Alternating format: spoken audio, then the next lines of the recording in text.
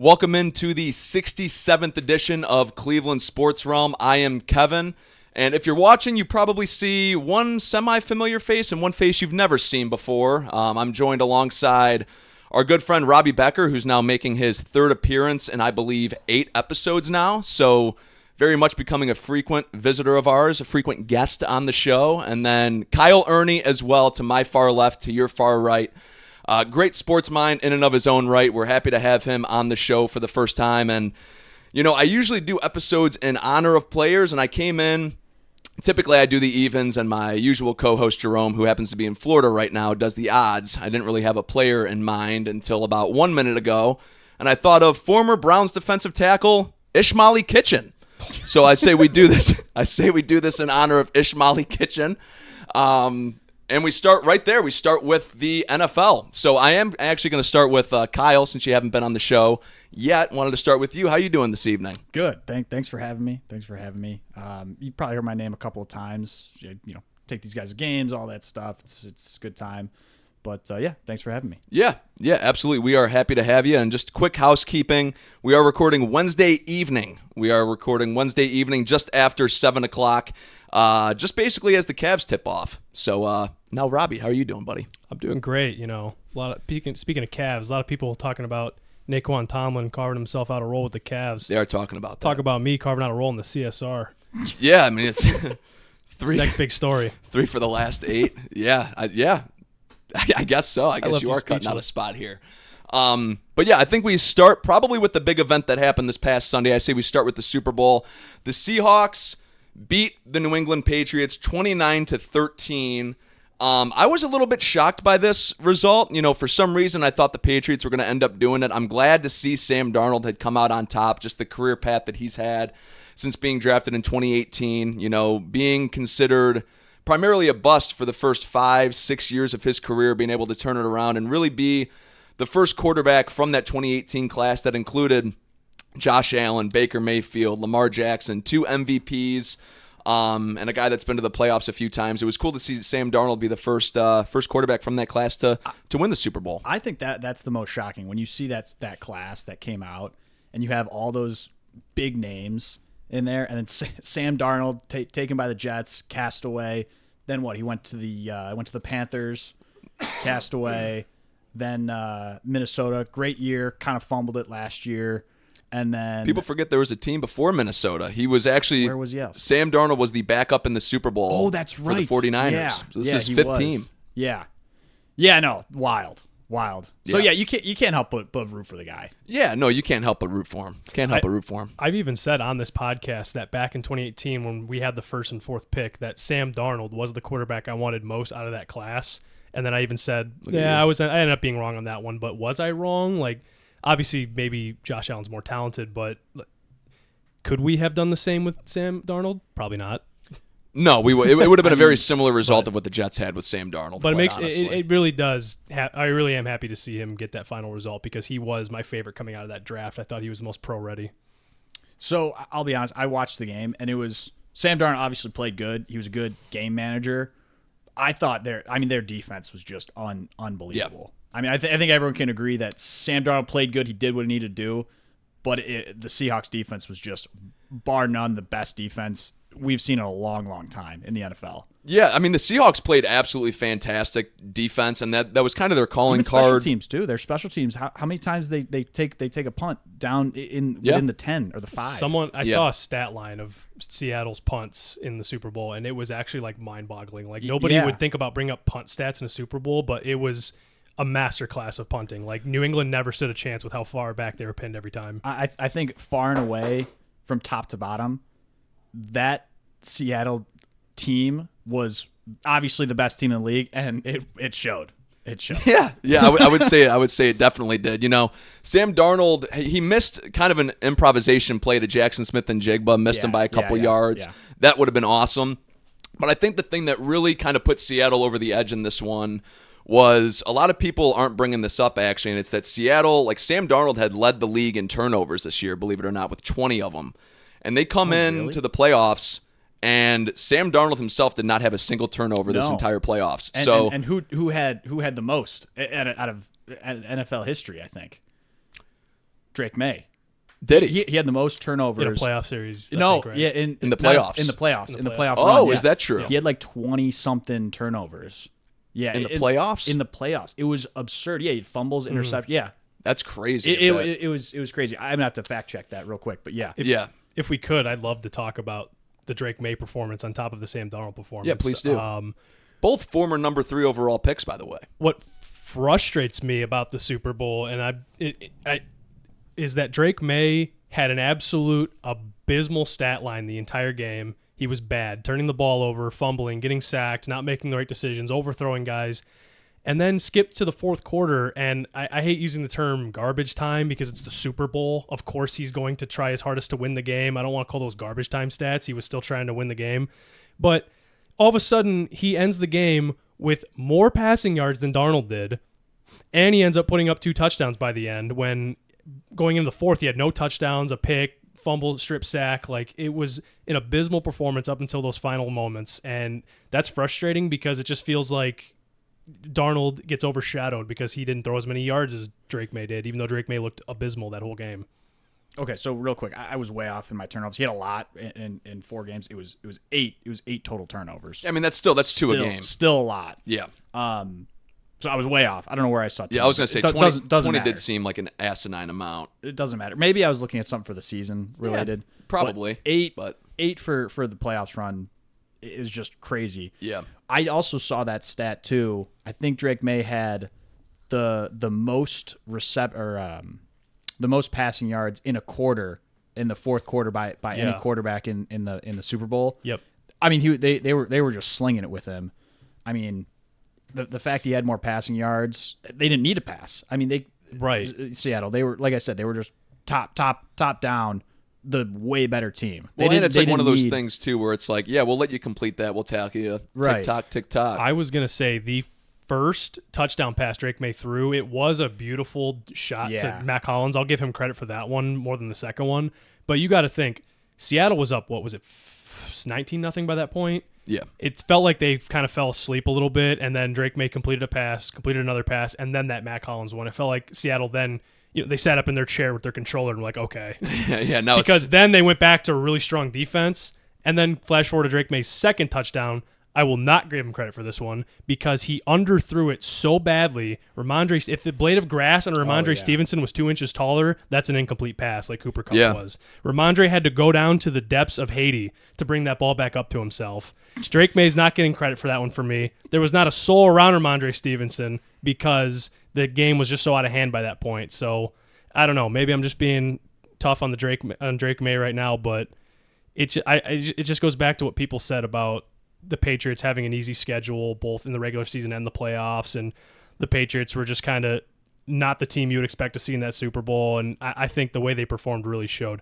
Mike Vrabel, I think, was outcoached too. Oh, yeah, without a doubt. A guy you would never expect. Coach of the year this year, by the way. A guy you would have never expected to get. Stefanski's got 2 of them. Okay. Deserved. Yeah, a guy you would never expect to see outcoached was completely outcoached in the Super Bowl, top to bottom. Yeah, I agree wholeheartedly with that. And I know you had been saying it before we had actually started recording, but I believe you said how many teams that the Patriots had faced this year, or how many games that they had played where the head coach is no longer in place for them. Now it's my turn to pull up the phone. Let's go over. Let's listen to the haters who say that New England Patriots had an easy schedule this year and see if they're right. Would you like to hear the Patriots' schedule this year? Week 1, lost to the Raiders, fired their head coach. Week 2, won against Miami, fired their head coach. Week 3, lost to the Steelers, fired their head coach. Week 4, won against the Panthers, did not fire their head coach, but it was an NFC South team. Tomlin resigned, by the way. That's true. That is true. I think he would have been fired. They played the Carolina Panthers, who did not fire their coach, but they were an NFC South team who won their division with a losing record. Whoop-de-doo. They beat Buffalo, who did fire their coach, but that is a bit of an impressive win, I'll say. Beat New Orleans. Did they fire their coach? No. New England's got a who's their New Orleans quarterback? Yeah, that played really good. Quarterback Tyler Shuck. Tyler Shuck. Yeah, Shuck. Yeah. He looks good. Yeah, he does. They beat the Saints, who did not fire their coach, but yet another NFC South team who did not win their division, even though the person who won it had a losing record. Right. Beat the Titans, fired their head coach. Beat the Cleveland Browns, fired Kevin Stefanski. Yeah, they did. Beat the Atlanta Falcons, now have Kevin Stefanski. Beat the Tampa Bay Buccaneers. I'm sorry, wait, is that another NFC South team who was unable to win their division with a losing record? Okay. Looks that way. Beat the New York Jets. Didn't fire their head coach, but they're the Jets. Correct. So, week 12. Okay. Beat the Bengals. Whatever. Week 13. Beat the New York Giants. Fired their head coach. They did. Week 15. Lost to the Bills. Fired their head coach. Kind of a weird one because they beat them earlier and then lost to them again. So that felt like the biggest test for them, and they went 1-1. Beat the Ravens, fired their head coach. Beat the Jets again, whoop-de-doo. And then beat the Dolphins again, fired their head coach. So real quick, can I play devil's advocate? Devil's advocate. Advocate. Please speak for the devil. You play who's on your schedule. No, I mean, yeah. it's not like they picked those teams. They knew it was going to happen.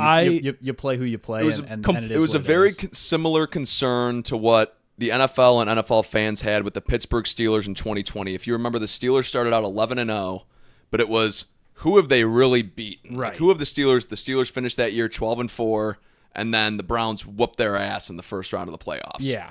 So, I mean, a little bit different here. Obviously, the Patriots make the run. And again, Kyle, you're 100% right. You can only play who's on your schedule. But again, in the wild card round, you face the Chargers, historically known for choking. Historically known for choking in the first round, at least in the Justin Herbert era. You face the Houston Texans, who C.J. Stroud looked like a shell of any starting quarterback. He was bad, man. When he was facing the Steelers, and then he faced the Patriots, looked the same way. And then you run into the Broncos, who their franchise quarterback broke his ankle the week prior, and then you only beat him by 3. Like, I do think, the Patriots had a great year. It's not trying to take anything away from them, but it's kind of one of those things where if you were paying attention, you had a feeling that was going to happen. It was kind of fluky that the run they went on. They're going to run into a juggernaut eventually. It just happened to be in the Super Bowl. It just happened to be. Sounds contradictive of me, considering I picked the Patriots to win this one. Oh, so, did you? Oh. Yeah, I thought they were going to do it. I just thought even without Belichick, without Brady, it was just kind of that New England factor. Yeah. And Vrabel had been there for so many years, so and people as a player and coach, people they hate the idea of the Patriots winning, and it's tough to really say why. Obviously, everyone knows because they won so many times, and now they're kind of back. But these aren't the same. It's not the same team. It's a completely different team than the Brady and Belichick era. So it's a young guy. You kind of feel for him a little bit. Second year, he'll be all right. Two things. Yeah, he'll be fine. Two things. For one, I completely agree with everything you guys are saying. I'm not a schedule merchant or schedule denier, but I do think it adds context. Sounds like we got a schedule merchant over here. Hold on. I do think it adds context, though, because you're right. You play who's in front of you. You don't handpick your schedule. When you get your poker hand, you can't ask for a new one. So that's what happens. I totally agree. But it does add context. When you get to the end result of what happened in the Super Bowl, you look back and you go, I don't think they deserve to be here. They did it. They won the teams that were in front of them, but, now comes the second part. Will the Patriots be back? I'm saying no. Joe Burrow was there once. Hasn't even come close. Yeah, I don't think the Patriots are back. I think Vrabel's a way better coach than Zach Taylor, though. I agree if there's an organization I trust over each of those, it's definitely the Patriots. For instance, Dan Marino never got back. He went there once, lost, and never got back. So it wasn't his second year as well. Second year in the league. I don't know if Marino was his second year. I know Burrow was his second year in the league. The same as May. Obviously, Drake May, second year in the league. So when you get there, I know, obviously the Patriots will be back in the playoffs, much like the Bengals have been back in the playoffs.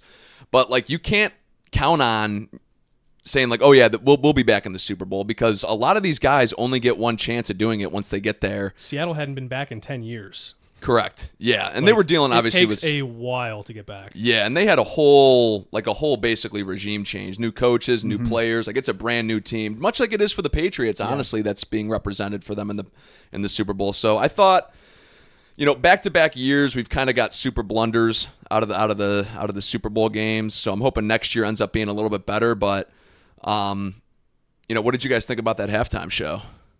It was fine. I have no comment. I didn't pay too much attention to it. I didn't really like it. Yeah, I wasn't Somebody needs to put the subtitles up there. But Jim Schwartz resigned. Jim Yeah. Schwartz resigned on Friday. Go. Yeah, let's talk more Cleveland. Yeah, let's go. Let's transition now into some Browns talk here. Yeah. So Jim Schwartz resigns on Friday. No and shocker. It seemed like the writing was on the wall as soon as Monken was hired. Yep. You know, we get that update, which would have been, like I said, we're recording Wednesday evening, which would have been 2 weeks ago to the day that we would have received that update that Todd Monken was, announced as head coach, and then the announcement that came out that Jim Schwartz had basically told everybody to go F themselves and that he was out. Clearing out his office. Yeah, but then all the D coordinator jobs were basically taken, and then it didn't really look like there was really anywhere for Schwartz to go. So instead, he's going to take a year off. I believe the Browns do still have his rights, though. If he wants to come back, it either has to be for a promotion or the Browns basically have to give him permission to leave the organization. Right. Isn't it 2 years we have him still, or one only? I believe one. I believe it was a 4-year deal. Got it. Okay. I believe it was a 4-year deal, and he got here. His first year here was 2023. Okay. So, obviously, the Browns are now in the D coordinator market. I've seen they've interviewed a few names. Unfortunately, names I really haven't heard too much of. So it looks like we might get a Joe Woods or a Jim O'Neill type of experience at D coordinator. I hope that's not the case, but have you seen the reports that there's a lot of candidates from within applying and getting interviews for the D coordinator position? Yeah, I'd imagine definitely. That's apparently there's like two of them who are Tarver. Is one of them his last name? I forget who. I think he's defensive backs, but how would you feel about promoting from within rather than going out and getting a new one? I feel like since the defense was so good, let's try to keep as much of it intact as it was. I was about to say, actually, I wouldn't mind promoting from within just because I don't really know a lot of the outside names that are currently available and would be good hires. So I would almost trust having somebody that was at least within the Schwartz system. Yeah, that's what I was going to say. If there's someone that kind of you can transition over, maybe work with Schwartz or kind of picked up a couple of things here and there. I don't know how that works. Yeah, in those and meetings, we've seen that not work for the Browns before. When they signed, I know I had just brought up Jim O'Neill, but when the Browns signed Mike Pettin in 2014, the D coordinator Pettin hired was his linebackers coach in Buffalo at the time. When we had hired him when Pettin was the D coordinator in Buffalo, they come over and Jim O'Neill, he ran the same defense but didn't run it nearly as effective as Mike Pettin did when he was in Buffalo. Now you can always make the argument the Browns, didn't have nearly the talent that Buffalo had, which you can obviously make the case, but at least if you're stepping up into this role right now, you've got Myles Garrett, you've got Denzel Ward, you've got Carson Schlesinger, you've got Grant Delpit. You have a lot of these. Tyson Campbell played phenomenal this year after the acquisition we had from him with Jacksonville. So, oh yeah, he played great. Yeah, he was. Yeah. Tyson Campbell was phenomenal. So, I think you're walking into, if this is your first time as a D coordinator, I don't really think you can walk into a better position. Really, you're walking into a fantastic. Obviously, jumping ahead a little bit. You got two. Defensive player of the year and the defensive rookie in the year in Myles Garrett and Carson Schlesinger. Absolutely. You have two phenomenal players right there. And then I think, build a couple pieces, out at corner and, defense we'll have a solid really team. Wasn't our problem this year. It was just the offense couldn't get a first down. So by the time we forced a punt, the defense takes a seat and they're already standing back up. So yeah, that was kind of the story of last year. I would say more so last year than this year, but it happened relatively often. Yeah, this year. A lot of people on the national level were praising the Browns defense, saying we had a Super Bowl caliber level defense. Yeah, if we had an average offense. If we had an average offense, definitely. This year we probably win the division. Yeah, it was a weak. Honest AFC North this year. Yeah. Yeah. So obviously disappointing to see Schwartz go. I was rooting for, if they were going to go in an older direction for head coach, I was hoping it was going to be Schwartz and not Monken. I still hold that, but I'm going to roll with Monken now. I know, Robbie, you had talked about it with Jerome on an episode prior, but Kyle, I do want to get your take, man. Like, what did you think of the actual Monken hire? So I didn't mind that he's an older guy rather than grabbing a younger guy. It's a league all related upon relations. So the fact right away we saw he grabbed the offensive line coach from Baltimore and brought him over. You may see that potentially with a defensive coach. He may like someone that he's known, for a while, that he's coached with in passing. We don't know. I kind of like that. You have those relationships. You can bring in your guys. You have maybe a little bit more say. I think our owners kind of blow, to be honest, as we all kind of agree upon. And hopefully he's not a kiss ass. Hopefully he can kind of stand up to him a little bit and say, no, it's got to be this way, because we know if Our owner wants something done. It's going to be done his way or the highway. So hopefully it doesn't happen. I have this sick feeling that it's not going to be like that because Monken was here before, and he was this guy we didn't hear too much about, and then he gets the job. So it really makes me feel like Jimmy saw his right-hand man to come back. But I hope you're right. I hope that like you said, and Monken shit on the Browns when he was leaving too. Is that whole ordeal was it with Kitchens, right? Yeah. Yeah, he was basically, the report was that he was basically telling other sidelines like it's a complete shit show over here. And like, it is. I mean, we all know it. Yeah, and at the time it was for sure. And then the following off season they get Stefanski. Things are looking up for about 4 or 5 years and until they weren't. Unfortunately, like you said, I was on the episode with Jerome where it was right after the coaching news broke. So Jerome had mentioned that situation with Monken telling other coaches on the sideline about our dysfunctional organization, and at the time I was a lot less warm to the Todd Monken hire. I've kind of gotten a little more warmed up to it, seeing he's put together a really good team here, as we typically coaching do. wise. Yeah. We're delusional Browns fans. I'm gonna root for the guy. Of I'm gonna course. root for the guy. As Yes. soon as I saw we were hiring him, I'm like, great, we got a guy. Let's get behind him. In reality, what I kind of think is going to happen, he's kind of going to be a guy that's going to bridge the gap between now and when the new stadium is built. I have a feeling in the back of my head when that new stadium is going to be built that there's going to be a new guy in here. What is that going to be, 2-3 years from now? Yeah. I said this when Monken was hired, and I still kind of hold true. I just have a feeling he's going to be a one and done. I said that on the podcast. I I said I fear it's a Yeah. one and done. Yeah. Yeah. So I hope it's not. it's typical Brown stuff, man. I just don't want to be doing this. Jerome and I have talked ad nauseum about this, but I just don't want to do the whole every 2 years bit again that the Browns were doing basically from 2008 or 9 up until 2020. Like it was every 2 years there was a new head coach in here. Yeah. So well, I think the owners in the league, it's across the board. I think you see more and more owners just fire their head coaches after 1-2 years. There's no time. It's win now or you're out. Well, it's such an impatient league, man. It's so what have you done for me lately that it's almost at a detriment to some of these teams. And I actually saw that there's now currently a push. I'd actually love to hear your guys' take on this. There's a push right now to expand. Right now, teams can only trade 3 years worth of their draft picks. Okay. Which means the Browns can only trade 26 through 28. Yeah. You can't trade 29 and beyond. Sure. So I saw that there's a push to expand that to 5 years. I completely disagree with this because I think you're going to run into the problem that now the NBA is starting to run into, where teams trade so far out into the future that they screw themselves for 10 years. Yeah. Like I think having a limit on these draft picks that you can only trade 3 years of them saves teams from destroying themselves. Oh, 100%. That's so funny you put it like that. But yeah. But that's true.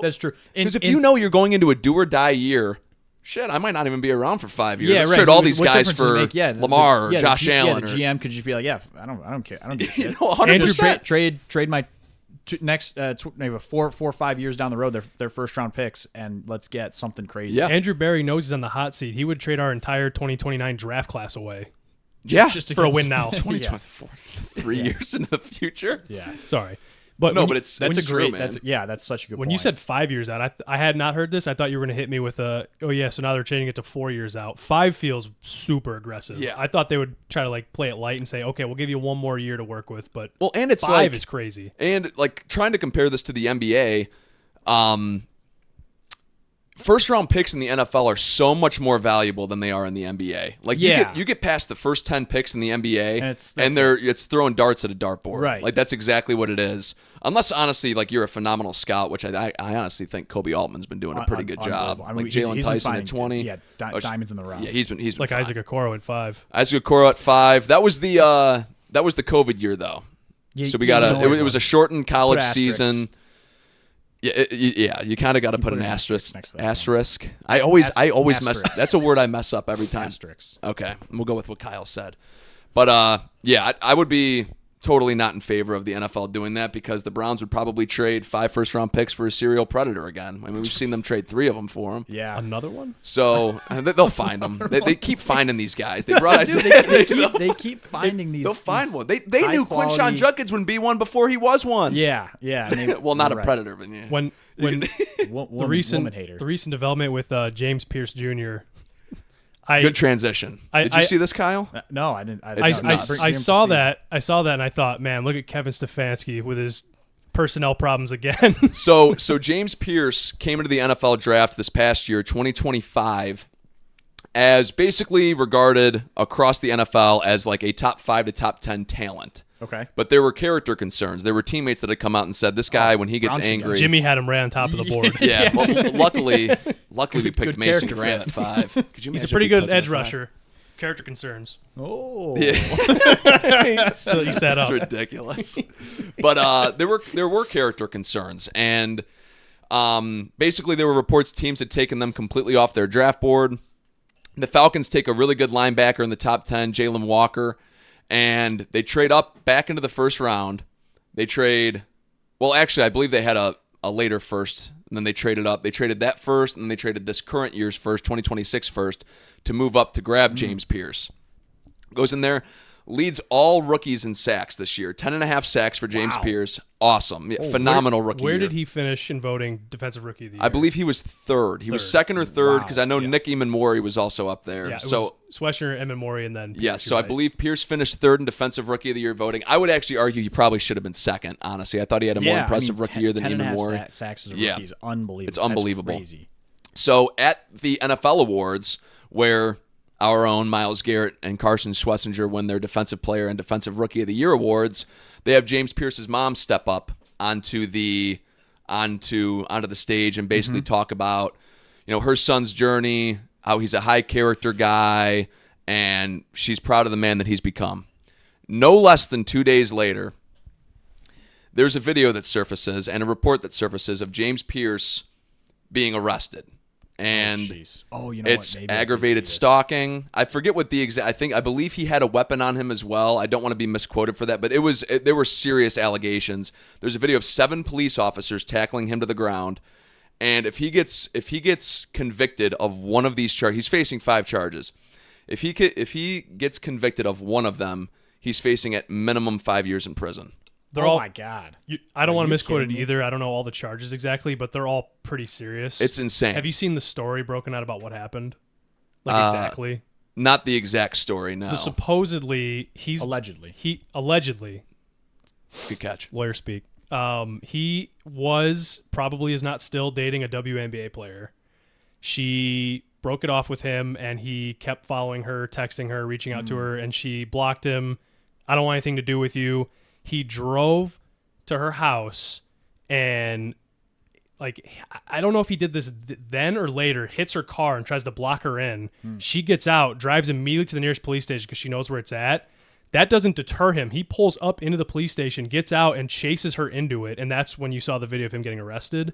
If I'm misquoting that story, I apologize, but I think that's someone on Twitter laid out all the logistics of what happened. He's facing a lot of serious charges because that's all real. And I can't remember the name of the WNBA player, but she says she does intend to press charges because he slammed into her car, could have killed her.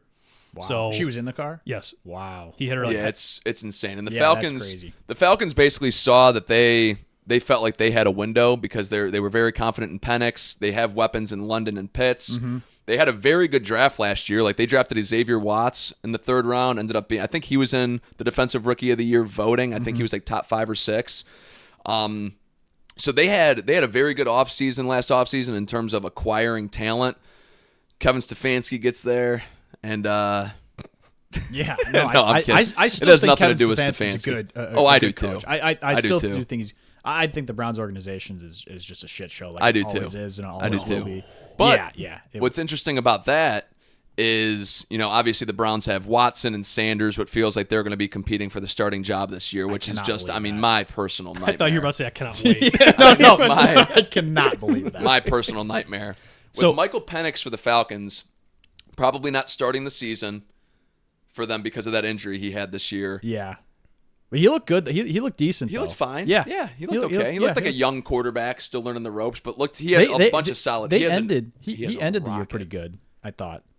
Up until his injury. Up until his injury, well, yeah.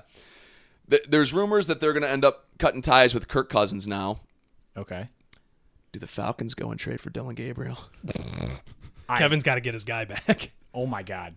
No, there's no way. Dude, could you imagine? I like didn't put that together for a second. I was like, why would I'm like, oh, Michael Penix lefty, Dylan Gabriel lefty. I don't know if this will happen, but I'll tell you what. I would take Dylan Gabriel for Kirk Cousins immediately. I wouldn't even think twice. Oh, Yeah, sure. There's going to be more. That wouldn't happen. There's But going I to need don't- to be more that makes that happen, but like Well, also, Kirk Cousins' cap hit is insane. I think that's the reason that they're going to The cap's not real. It is real. It's not very real. real in the NFL. it's not real. it's real, It's but not it's real in the NBA. Every year the Browns prove it's not real. There are ways to manipulate it. It's just Kick the the Browns can just down the keep road. screwing themselves, Yeah. honestly. But I mean, that's in good news. The Browns are keeping Deuce Staley as running back coach at least. Yeah, that was right. good. That was Yeah. good. I mean, Quinshon I liked Judkins him. and Sampson looked good last year. No, they look great. Hopefully, Quinshon is healing good. I haven't heard any updates on him after he pretty much busted his leg. Shattering, yeah, busted his So leg. I don't know if there's been any updates. I'm sure he's still in recovery. So I was reading that he should be ready either by week 1 or week 2. Actually, I thought I read that he should be ready by training camp. yeah, I would Early, imagine. yeah. I mean, That's what they were saying. Yeah, so he should be good, and then and then the Browns have a new special teams coordinator.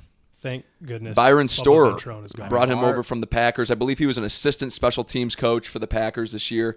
Packers had decent special teams, nothing that blew your socks off, but I mean, they could not have been worse than the Ray Ventrone, it was Bubba Ventrone-led Cleveland Browns Some people special are teams. not a fan of this hire because I guess the Packers special teams had problems of their own, but I'll tell you what, Anything. going from a D- to a D+ is an improvement. Like Bubba Ventrone Yeah. was horrendous. Yeah, he was horrible. He was. So- I was just honestly, they could have put any name, hired a special teams coordinator. I'd been Be like, like, good. okay, Yeah, see what he can great. do. Let's do it. Yeah, let's do it. Good.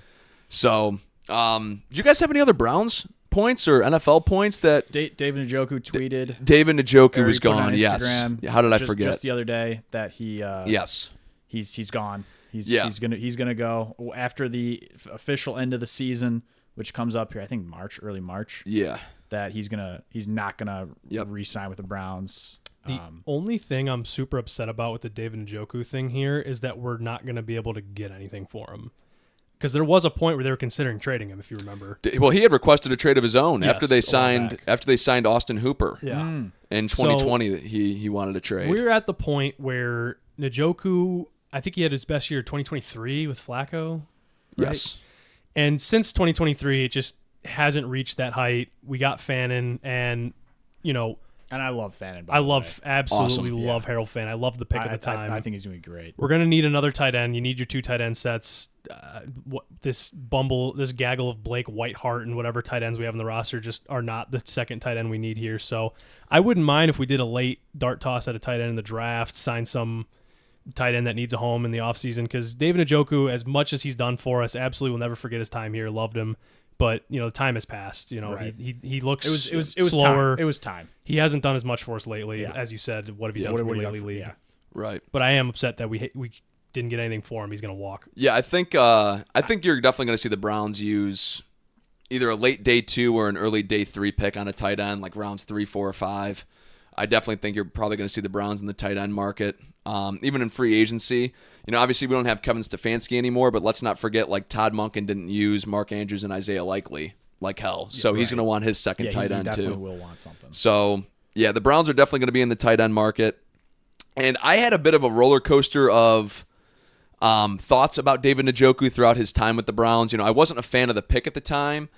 I just never thought. I thought he was always going to be more hype than he was production, and it did take him a couple years here. It was really post, like, 2021 on is really when he started to catch his stride here and really prove that he was a top 10 tight end in this league. I think you can even argue fringe top 5 at one point, and specifically 2023. I think he was right there with Kelsey, Kittle, Andrews, Laporta at the time, Hawkinson. There's a lot of great tight ends in the NFL, and David Njoku put himself up there and being considered one of the best. But with Harold Fannin and the season that he put together, like you were saying, Robbie, and Kyle, you were chiming in as well. With just how versatile Harold Fannin is, you can hand the ball off to him at fullback if you wanted to. Line him up in the slot. Line him up at his natural position at tight end. Like, he's really a true H-back, I look at Harold Fannin as. And I think he's a guy you can honestly, I don't want to say build your offense around, but he can be a focal point of the offense for a very productive offense, I think. For our 2 tight end set, we will need more of a blocking, bulkier tight end. Harold Fannin's definitely your athletic, lean tight end, but Sure. I would hate to have people are talking about Isaiah Likely just because we have Monken now, and I'm like, I don't want Likely and Fannin because those are two similar tight end sets. Right. But I agree. Yeah, you touched on it a little bit ago, but did you want to mention Miles and Carson Schweschinger's NFL Rookie Awards? I think you called the NFL Awards our yearly get-to awards of the 5-12 record. Yeah, I mean it was just a couple of years ago we had four guys win awards at this thing, and that was Coach of the Year Kevin Stefanski, Defensive Player of the Year Myles Garrett, Assistant Coach of the Year Jim Schwartz, and Comeback Player of the Year Joe Flacco. So that's a hell of a lot of awards. Hell of a lot. I mean the Orange and Brown Awards. Yeah, what we should start calling them. But no Lombardi. But no Lombardi. No Lombardi. No Lombardi. But Myles Garrett, we got to start talking about this guy. Not only as the best pass rusher ever, but I think there's starting to become a case, honestly, that he's, I don't want to say the best defensive player of all. He's got to be up there, though, man. I mean, I saw he's one of 5 or one of 6 players in NFL history to win 2 Defensive Player of the Year awards. He now holds the sack record. He's healthy for the most part. You know, there's only been a couple times where we've really had to say, crap, Myles isn't playing this week. Right. Like, you can count on that probably on one hand how many times that's happened. He's always out there. Factor in the run game. I mean, we got to start talking about this guy as on like the Mount Rushmore of defensive players in NFL history, I think. Yeah, I think a lot of people might say he's Lamborghini and trailer park. You know what I mean? He's 100%. He's that good. Yeah. He's that good. So yeah, he is. And Carson Schwessinger too, man. You know, I thought the Browns really picked him at 33. Robbie, you and I were together when this happened at an establishment for sand volleyball. And when they picked him, we both kind of looked at each other and immediately went, that's the JOK replacement. Like, that's 100%. We thought at the time it was probably a little bit of a reach looking at the linebacker position at that point because it seemed like a desperate pick. We really hadn't heard Carson Schwessinger's name throughout the draft process at all. And I looked at you because you were the draft guy. Yeah. You love the NFL draft. So I looked at you. He was a walk-on where he went to college. UCLA. Yeah, UCLA. Yeah. And he basically shot out of nowhere. Yeah, which is crazy. Yeah, it's awesome. He grew up in California and wanted to go play for the UCLA Bruins, like Rudy. Did you guys see his comment like a month and a half ago about playing in the snow? No. He was like, growing up in California, the only time we saw white stuff falling from the sky was when somebody started a fire. Yeah. So he's like, it's a little bit different, but you know. But I thought that was a great line. Right. Clearly, let's give the Cleveland Browns credit for once in their lives. Somebody did their homework and somebody did their job with the Carson Schwessinger pick, because I looked at you as the draft guy, and Kevin, you said, I don't know anything about this kid. I didn't. So, you know, we were like, clearly a JOK replacement. Currently, the defensive rookie of the year, had an absolutely phenomenal season, was the defensive captain wearing the green dot as a rookie, which is not likely. I lost my train of thought. I had something to say about Carson. Yeah, what about him? Come back to me. No, yeah. Sorry. It was about JOK.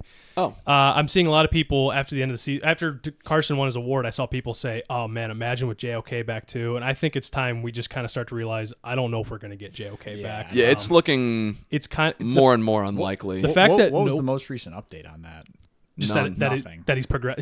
That he was going to be out for the year, basically. Yeah. So, I think this is one of those situations where the Browns are doing the right thing and are keeping him a roster spot so he can get his medical attention that he needs. Mm-hmm. And then once his contract is up, they will say, we have released, Jeremiah Koromoa. That's a tough one, man. That is a tough one. That's a tough one. JOK showed so many flashes here. I mean, not even just flashes. He was just a fantastic player for us, and just knowing that we're probably not going to end up seeing him. Yeah, it's kind of on the same level as Chubb a little bit. Maybe not as much, but yeah, definitely not as much. But I know what you're like. Yeah, a career ended too soon. Yeah, for sure. Yeah, way too soon.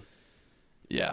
So, anything else Browns wise, gents? Nope, I'm good on Browns. All right, staying in Cleveland. We broke Jerome, myself, and Pass, who we had on the show last week, had broke the James Harden trade. Big news. It was huge news. And I shouldn't say we broke it because it happened on Tuesday and the episode released on Thursday. But if you didn't know and you listened to our episode last week, then we did break it. But the James Harden deal through 2 games, I think, has been a major success through 2 games. I don't know. Yeah, and it's, and I'm going to start with this. It's really tough to say because they got Harden 2 games. They got him and say, go play. They're just like, go ahead, go play. They had no practice, no nothing. And so he was just kind of thrown to the wolves a little bit because he didn't really know our system or whatever it may be, our defense really, I mean, they might have shown a little film, maybe a little walkthrough here and there, but they don't have any practice. Right. They just kind of get out there and ball. James Harden's been in the league so long. Does he really need practice? Yeah, and that's kind of what he said at his post game interview Monday night. Was, I'm just out here. I kind of fill in and kind of pick my spots and kind of go from there. Yeah, I mean Wilt Chamberlain, Jared Allen. Okay, I gotta preface this. Please, I gotta preface this. So the reason I was about to say Wilt, I was gonna say Jared Allen. So friend of the show Phil Yan had texted Jerome and I and said that Jared Allen had looked like Wilt the Stilt basically ever since we had acquired James Harden. So I was thinking about Jared Allen. That was gonna be my next point. And then Honestly, I was thinking about mistake. and then I was thinking about the then I was thinking about the text that was sent, and then Wilt Chamberlain came out. But no, Jared Allen has looked phenomenal since James Harden's taken over. That pick and roll game, and the thing that I've loved so much about the acquisition so far is through the first 3 quarters, it's like James Harden's playing facilitator. He's getting guys open. He's making the smart play. It's in the fourth quarter, and the Cavs have been down like 5 or 6 points going into the fourth and throughout the fourth, and then it seems like James Harden's like, okay, I gotta go Houston James Harden mode here, and then he does it. So him and Mitchell have been playing well off of each other. I'm interested to see how Evan Mobley plays coming into the mix with this when he comes back, because that's what everybody's now. The entire fan base is once again excited about the Evan Mobley hype, which it's only been 5 years of hearing about how good he's going to be. And he's good. He's good. He's a generational defender. Yeah, he's fantastic. So he's fine offense. He's okay offensively. Jerome and I talked about which on is our fine. episode. He doesn't need to be. He doesn't need to be a Donovan Mitchell level scorer. He Correct. doesn't need to be the Beard scorer. He doesn't need Correct. any of that. Correct. He needs to be, 10 to 15 points. Yeah. 2 threes. That'd be great a night, and then get boards and defend. Correct. The way that's what he needs to be. And if he does that, that's perfect. The way this roster was constructed, though, I mean, Kevin, I think it was you or Jerome mentioned it, that you guys went to that season ticket holder event and Kobe Altman addressed the crowd and said, Evan Mobley will be our greatest player on the roster. Which is crazy that he said that, by the way. Because it felt like that's how the roster was constructed. Donovan Mitchell or Evan Mobley had to go off or we weren't winning the game. And now when you have James Harden, Donovan Mitchell, Evan Mobley, Jared Allen, you have 5 players who are extremely good and 4 players who are extremely good and consistent, a rising Jalen Tyson who can be good and consistent. It's just a much better roster top to down. You don't need Evan Mobley to be an offensive juggernaut, because I think so many people talked about Evan Mobley's ceiling was because it almost felt like we had to for Cope. Like, Evan Mobley has to have a super high ceiling or we're not doing it. And now we can sit back and go, okay, maybe Evan Mobley does not have to have a super high ceiling offensively. Yeah, and I think a lot of that has to do with just, Donovan Mitchell being in Utah for all those years, never being able to get past the second round. Still hasn't. Being in Cleveland, has not been able to get past the second round.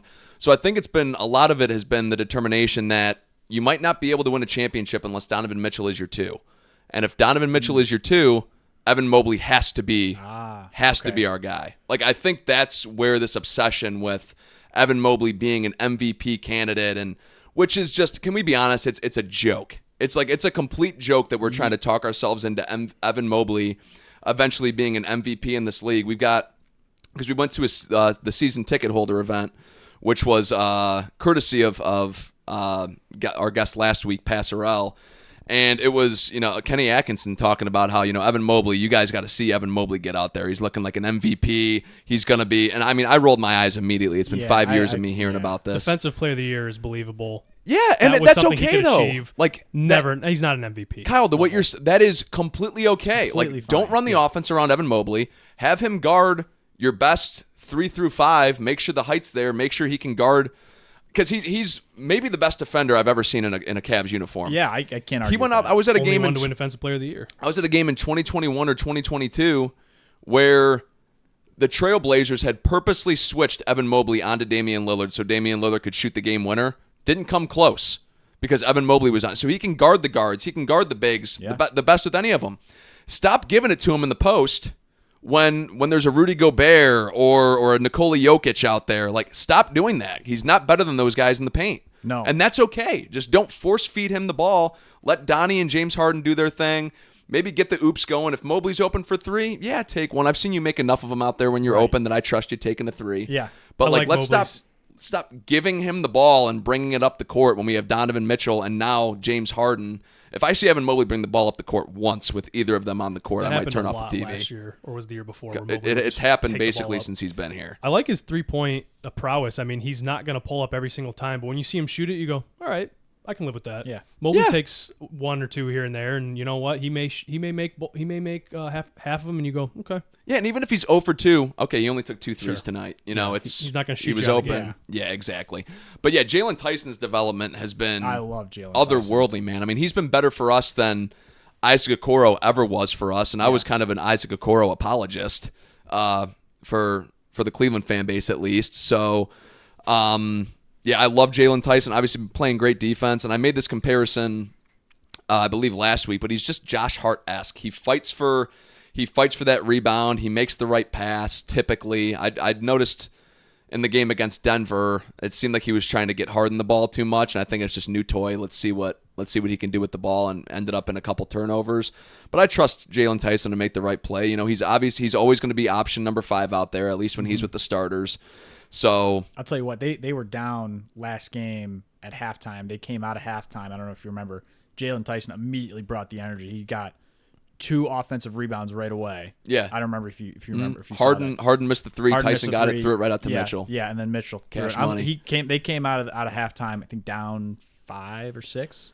Yeah. 5, 6, something like that. They were down a couple, I believe. They were down a little bit, but I remember they came out and he immediately brought the energy. And I was like, that's exactly why You need your glue guys like yes, that. You do. need a guy to come out and go. Let's go. Let's start. We've Let's play the game. We've complained about the Cavs' lack of aggression for a while now. They're not aggressive enough. They're not feisty enough. You know, New York and that other New York, Boston, and then last year was Indiana. Indiana. They got out tough by They all got 3 of them. absolutely pushed around in Indiana. So it's good to have Jalen Tyson be the guy who's going to scream and get going and this and that. And it kind of goes back to what you're saying about Jared Allen. You know, I've always been a big Jared Allen truther.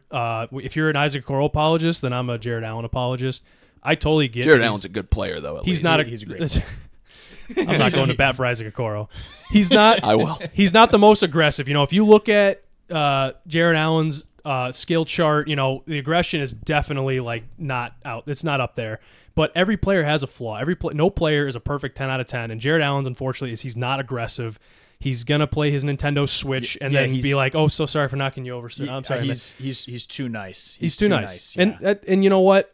I'm sorry, but I'm gonna forgive him for that. I wish he was more aggressive. I really do. If he was, I think we wouldn't be having these problems like in Indiana where he's getting pushed around. But he puts up 20 points, double-doubles so consistently that I'm just like, hey, man, keep doing you, Jared Allen. I think I saw after a game one time on ESPN, Charles Barkley was like, that Jared Allen guy, love the guy, but he said the same thing. He was like, he's too nice. He's too nice. Too nice of a player. He goes, you need a guy that's kind of an asshole to get in there and shake things up and be your big in the paint. Yeah, and I think not only the series that the Cavs have lost over the last 3 years, but I think even going back to that Orlando series where they won in 7, I think you could argue they were out physical that series too, yeah, and they won absolutely. strictly off of talent that series. Cleveland fans wanted Franz Wagner dead.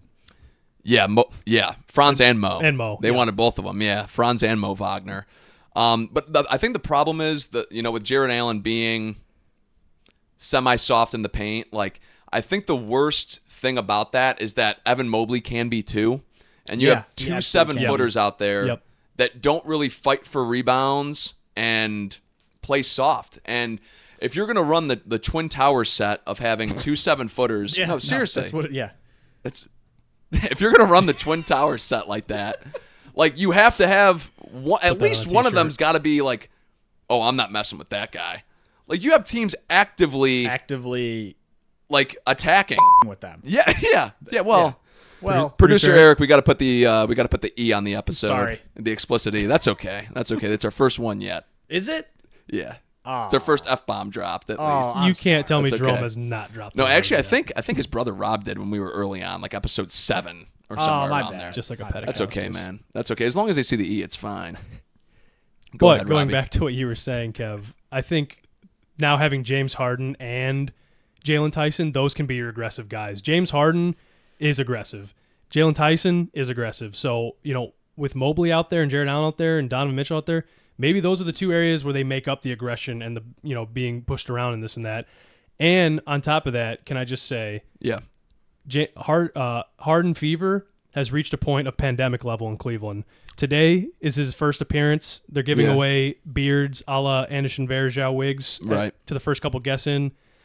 I walked out of my office today at 5 p.m. I work downtown, and the first thing I saw I was greeted with was a line of people waiting to get in. They want their beards. That's crazy. They want their fear the beard. Yeah. That's what they're saying. People were talking about Harden's defense too, and that he's not a very good defender. I've seen a couple plays now just in the last two games where he does maybe step out of the way when a guy's going up for a dunk. He may not. He's been in the league 16 years now. I mean, sometimes he just doesn't care. 16. Yeah, he may not care. But at the same vein, he also had 3 blocks last game. Yeah, that's what's frustrating about James Harden. He has the ability to. Does he do it all the time? Maybe not in big games. I'd like to think that would happen. But if it's kind of a blowout and things are going, not our way, if he's going to step out of the way, it's longevity too. Right. You get banged up in the league, and making the Harden Garland swap too. Obviously it was clearly, and we touched on this last week. What's that? Phenomenal trade, by the way. Yeah, phenomenal for the present. Yeah, I touched on it. Yeah. I touched on it last week that I felt like it might have been too short-sighted. But if they feel like this is the piece to put them over the top, I have my questions on whether it is or not. But go for it. I guess it's not like you gave up future first-round picks or something. The only problem is, if this doesn't work, but we could be screwed. He's going to want out. He's also maybe going to want an extension. He's 36. He's going now. to get he's going to get like a 2-year, probably around $95 to $100 million extension. If I were to guess. His contract is obviously through this year and then next year, right? No, he has a player option. I believe, and the rumor is that he's probably going to decline it because he can get more money. Got it. Which is why he's forced his way out of like 4 or 5 different teams now at this point of his career. Yeah. And the one thing I did want to say again about the Garland-Harden swap is they're both not known for their defense, but I think just having Harden back there alone, Garland's 6'1", under 200 pounds. Yeah, Harden's 6'5". 220.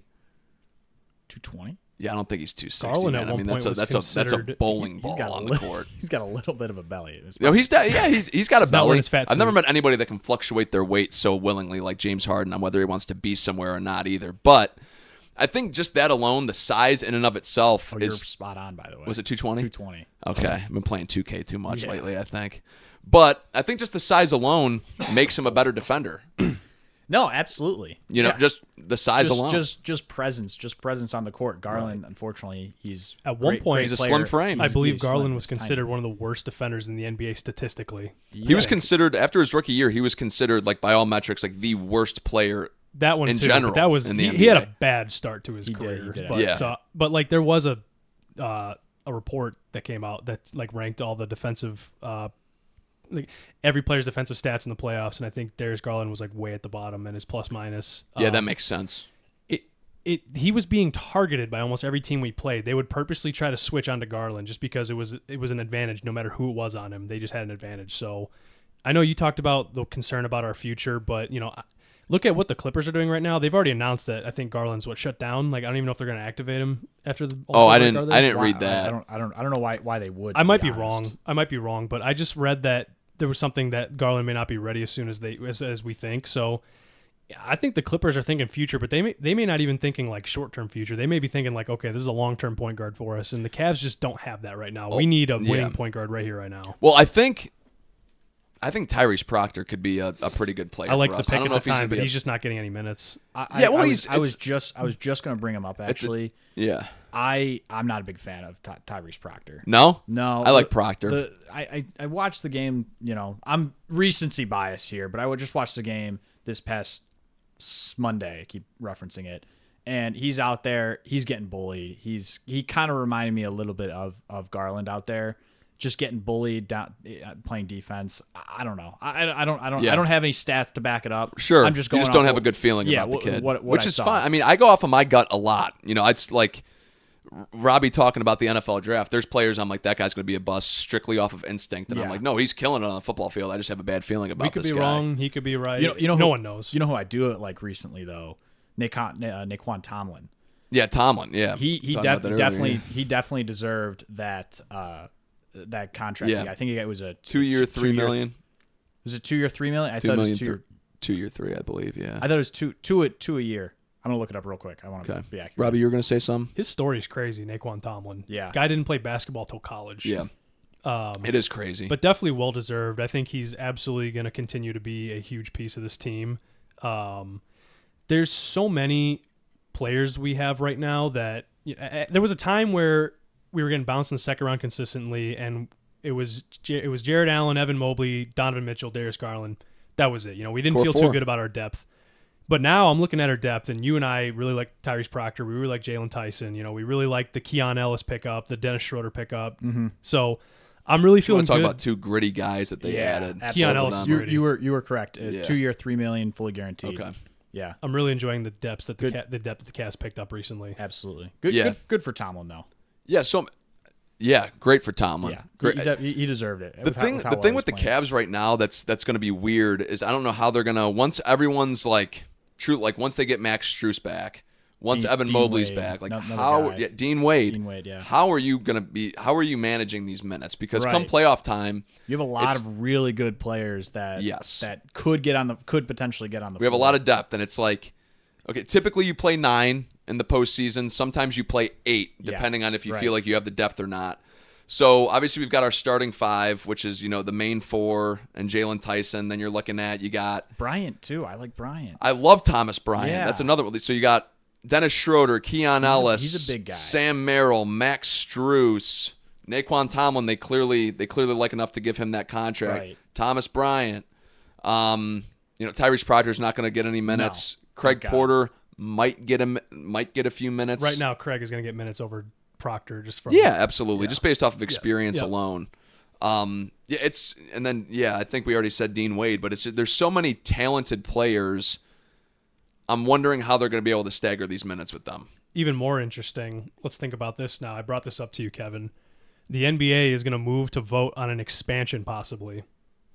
I believe Seattle and Vegas are the two teams being considered. Seattle needs one back. Yeah. Unfortunately, the Thunder have their history, so I don't think they'd be able to re-up like the Browns did in '99. So I don't know if they would be either, because Nick Collison was primarily OKC has the Sonics history. Yeah, but regardless, when an expansion draft happens, you get to keep 8 players. You get to put a protection on 8 players, which means they cannot be taken, because the 2 teams who are starting get to draft players from an available pool of the whole league.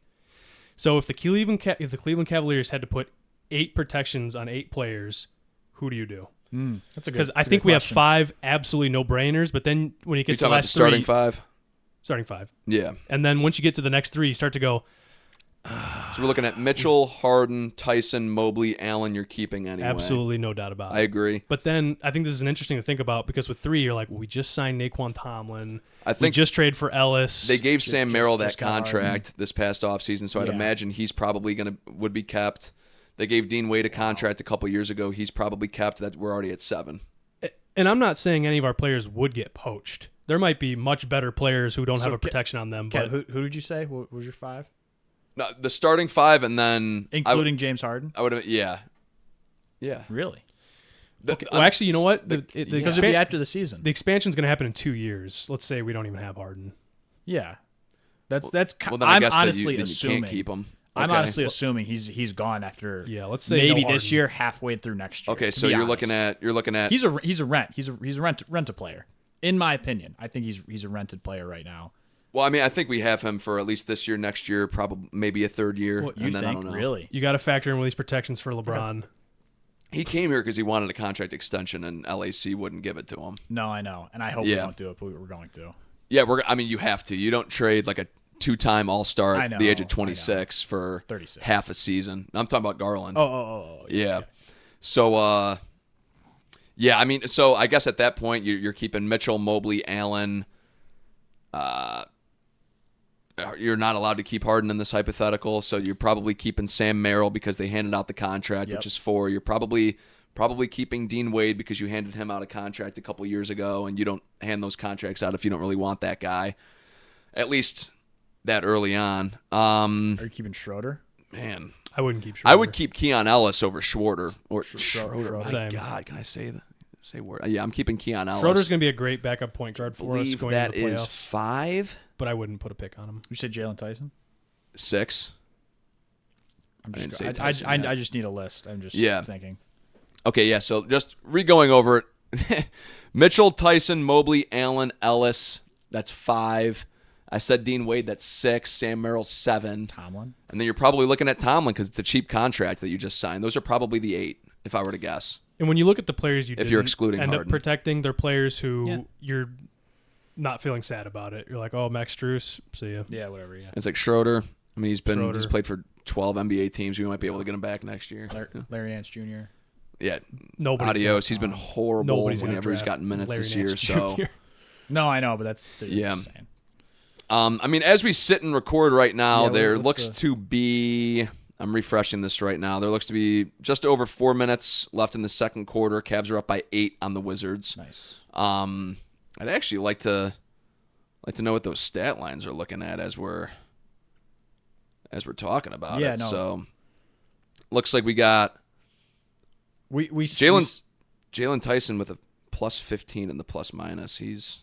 And no points. Just playing is he hard-nosed dishing defense. 4 rebounds, 1 steal, Okay. 0 assists. So he's getting some boards. yeah, How tall is he?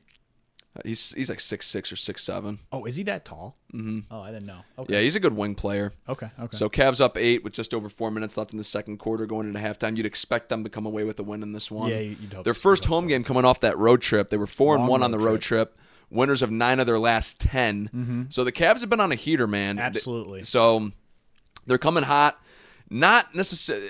I wouldn't say at the right time because you probably want them to start hitting like their really, really nice stride in about 15 games, going in with that momentum going into the playoffs. Yeah, but they started so cold. Honestly, you kind of need You got to have it. You got to build some momentum, even if it's not, as hot as they could get. Which is, I mean, 9 of your last 10. That's pretty much as hot as you're going to get. Right. But still, you still need to start winning a significant amount At of some games point, you here. got to start getting some wins in there Yeah, and give yourself some breathing room. Exactly. I Yeah. said it with Jerome that I didn't even want to watch them to start the year because they ended so poorly last year. But I'm feeling I would feel a lot better about them ending the year hot than starting the year hot, as you should, because Yeah. you need momentum going into the playoffs. So with all these great trades they had and ending the year with a lot of wins, I'm more excited about going to the playoffs than I was last year. I just hope they don't do what they did the last 4 years now, and that's going to the All-Star break hot as hell, and then come out cold as hell. Like we've seen that like 4 straight years out of the Cavs, whether it's been Atkinson or Bickerstaff at the helm. Something for some reason they have not come out of the All-Star break hot. So I'd really like to see them. It would give me a lot of confidence going into the postseason. Assuming the Cavs make it, They obviously. just got to see a good dunk contest, man. If they see a Can good one, Can we Yeah, get one of right. those? if they see a good one, then they'd be excited. But nobody. good dunk yeah, contest, good 3-point contest. That's so.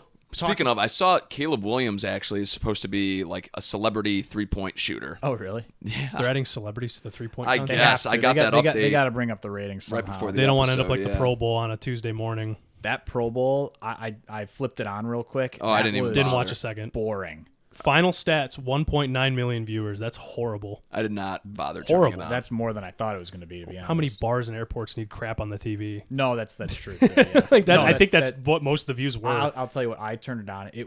There was nobody there. It was boring. It was quiet. It felt like I was watching an episode of The Silent Library. Throwing that way back. I don't know if you guys ever saw that. No. Way I've heard back of in the it, but I day. thought you were seen it. adding an adjective before library. No. It was a show. like- It was a Thought you were show. doing an If you- oxymoron. if- Yeah, that's what I thought he was if- doing. I was like, aren't libraries No, no. typically No, silent? if people know, they'll know. It was. Okay. quiet. I've heard of that. It was quiet. But anyway, The Pro Bowl no. needs to just go. So who do you guys think is going to be the biggest threat to the Cavs coming out of the East this year? Because last year Indiana came out of nowhere. What seed are we right now? We are the 4th seed. The 4th seed. We're basically tied with 2 and 3. We're like I think I saw we're like a game and a half away Is from the 2 Detroit seed. still the we're- one? Yeah, Detroit's the one by like 5. So I have this image in my head already of us winning the first round and then meeting Detroit in the second round. Yeah, if we lose to JB Bickerstaff, you got to blow it up. Absolutely. You think blow it up? Absolutely. I mean, I'm not saying we're going to they won't, lose, but when you say biggest threat, I think of how much the Pistons have turned it around recently in our second round curse, and I just think, oh no, that's not a team I want to see in the second round. So the Pistons, I'm going to have to see like a couple years put together for me to be like a true believer in them.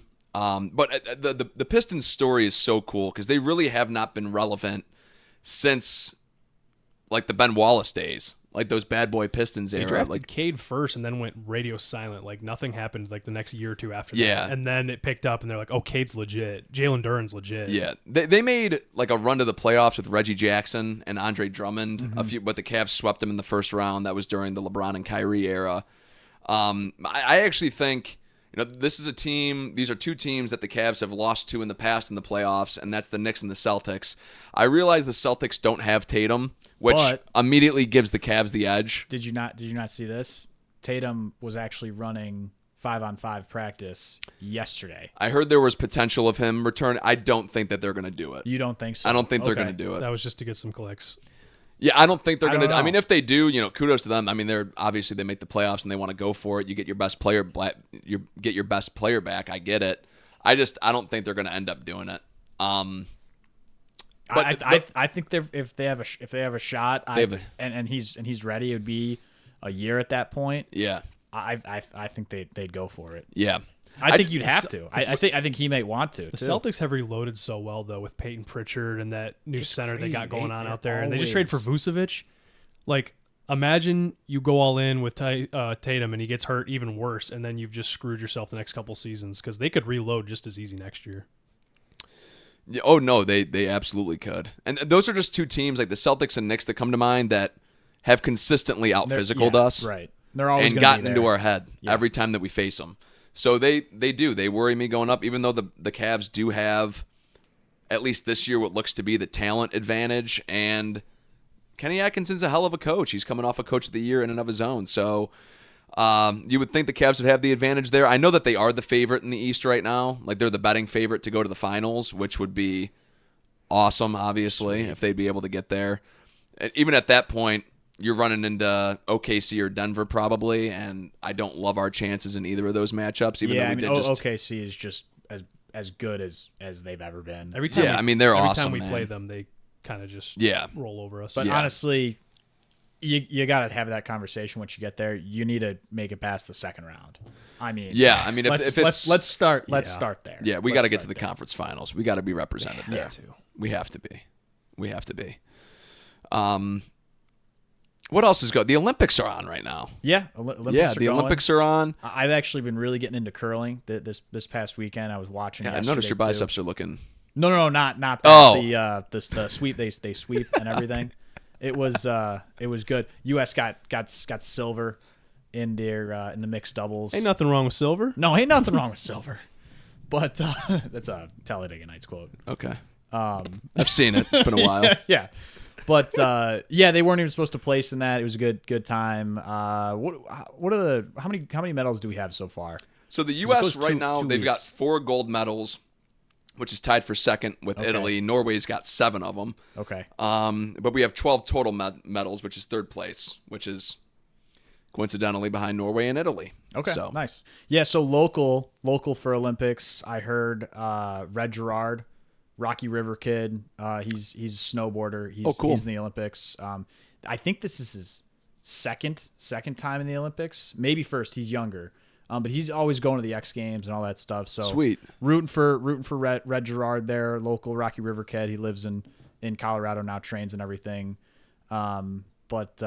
Yeah, Olympics are going on. I love them. I'm a big skier, as you guys know. So Yeah. I keep an eye on the Winter Olympics as things come. One of the things, real quick, that Yeah. I have a point about the Olympics, and this is just summer and winter. I'm not a big fan of the events that have to do with judges and scoring. So I like events that are races, curling. You have points involved, all that stuff. They're clearly objective. Yes, I don't like the subjective, the figure skating stuff like that. More power to us. I think we had a guy that won the men's figure skating thing. He got gold, one of the gold medals. Great, love that. But like, it's a judge. If you go last, you put on a good show. You're probably gonna win. You know what I mean? Another point to the judging thing. It's so funny because if you look at history over the years, they've like changed the rules a lot for those kind of competitions. Like there are certain moves in like gymnastics and stuff that are like banned because Yeah. like only one person. I think Simone Right. Biles is like guilty of that. Like, she was able to do one move extremely well, and nobody else could even like come close. So in order to like level the playing field, they just outlawed it. And so that's why I agree with you completely. Like, judged competitions are just, there's no other way to do it, unfortunately. With those events, it's always going to be like that, but you're always going to have people who put an asterisk on things because they're like, well, I disagree. Right. And it's Right. like, well, you're not an Olympic I judge. So that's why I really like the sports in the Olympics that are strictly time-based, races, points-based, whatever it is. The hockey should be a lot of fun. I don't know if you guys watched that at all. I would watch it. I think the group stages are still going right now. I know the women's are going. I don't know if the men's are going yet. The women may go first and then the men after. I don't know. I just want to say, I mean, of course, I'm watching hockey. There's a puck in our logo. Yeah. Some would say too many. Yeah, there's Some would say there's one. Yeah, too many pucks. I put a suggestion in for Kevin to take the pucks out, and he scoffed at me. I'm like, we don't talk hockey. And look at what we're talking about now. We're talking hockey right now. Yeah, the Olympics are on. We're talking hockey right every now. 4 years. The Stanley Cup's every year. Yeah, bud. but you guys aren't gonna. You got no dog in the fight. That's something I am like sad the about. Avalanche. Kyle's a big Winter Olympics guy because, as he said, he loves skiing. I don't watch too much Winter Olympics, but I absolutely love the Summer Olympics, as does Kyle. I'm right there with you. We're both track and field guys, me and Kyle, so we also love the Summer Olympics. But he has that skiing background, so he loves the Winter Olympics too. I respect it, but I just don't watch it too much because I'm not really too sure what I'm following along with a lot.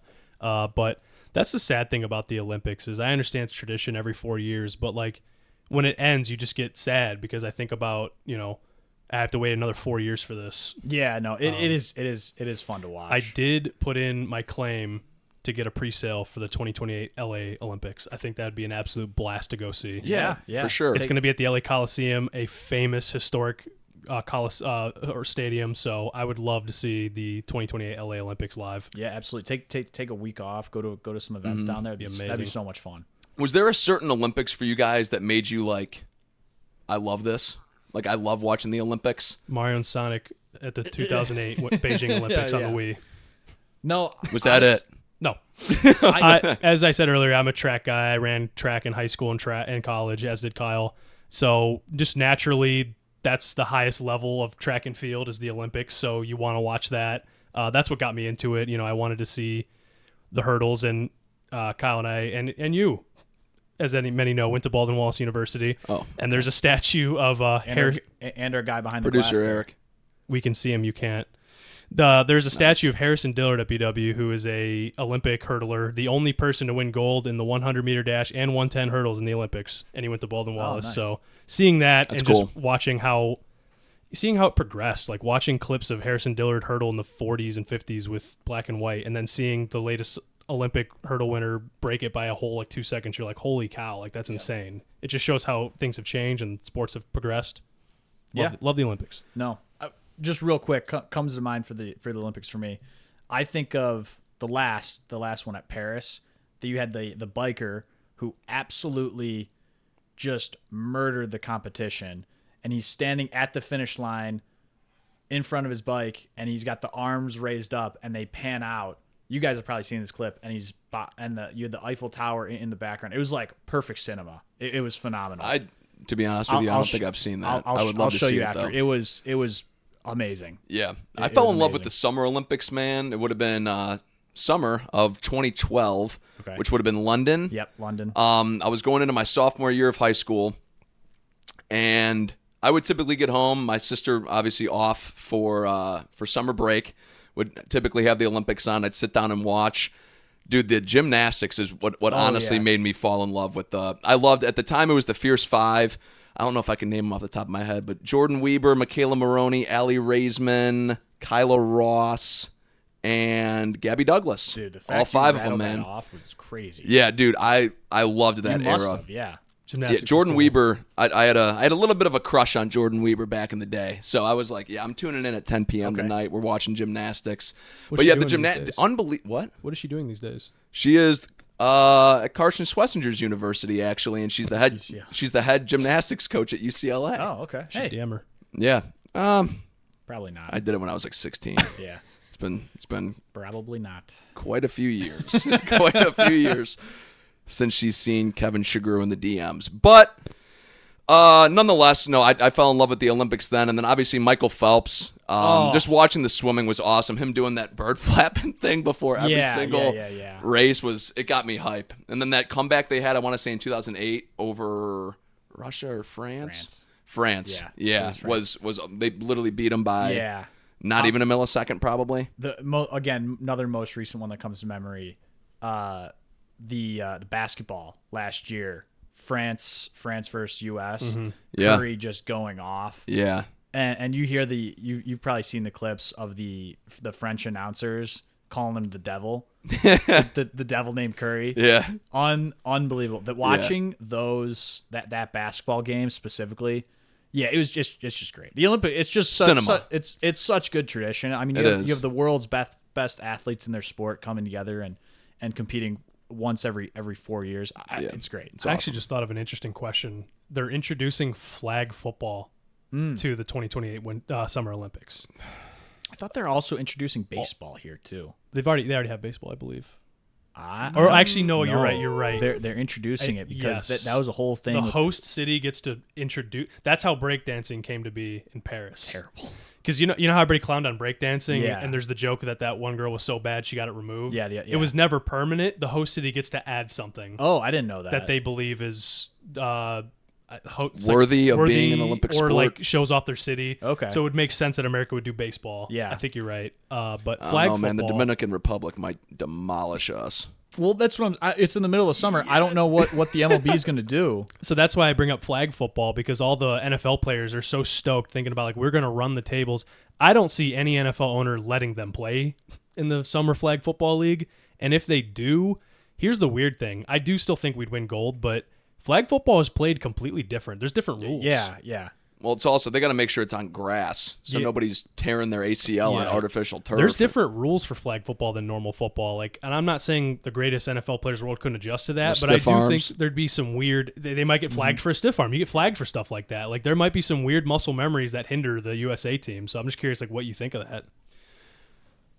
It's definitely interesting. I mean, it sure as hell better be more competitive than the damn Pro Bowl if they end up actually doing this. Mm-hmm. To be honest with you, I don't think I would be that big of a fan of it. I mean, football is my favorite sport in the world, but if I saw us just demolishing, a bunch of Chinese men, I wasn't gonna say it, but that was the first. Thing I don't want to see us like demolishing a bunch of like Chinese guys who don't play the sport for a living, and we're winning 50-0. You don't think? Like, I realize, like, you don't think a guy from Taiwan would have Jamar Chase in shackles? The only Taiwan I would trust is Taiwan Jones, former running back of the Oakland Raiders. That's the only Taiwan guy I would trust. Actually, I think he was a real dude. I'm almost certain. Probably. Taiwan Jones, there he is. Yeah. It's hilarious you brought out Good Taiwan. Pull. Yeah, thank you. Well, thank you. All right. I think that's it, huh? Yeah. We got Friday the 13th on Friday. Yep. Yeah, big Friday the 13th. I'll probably be watching some Friday the 13th movies, honestly, that night. Should we get together and watch? Yeah, I'll watch one. Didn't seem like you wanted to. You hesitated. No, I just felt like this might have been a conversation for after the pod. But, right. But I think that's all we got. Robbie, Kyle?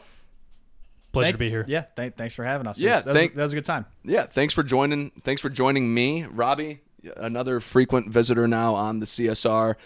Derek, pleasure having you behind the glass. As always, you did a fantastic job. For Kyle, for Robbie, for myself, you can follow at CLE Sports Realm on X, Instagram, or TikTok. And then also listen to us on Apple Podcasts, Spotify, or you can watch us on YouTube. You can also watch us on Spotify if you want to get that video going. Thanks for listening. CSR out. Go Cavs. Back to you, Jerome.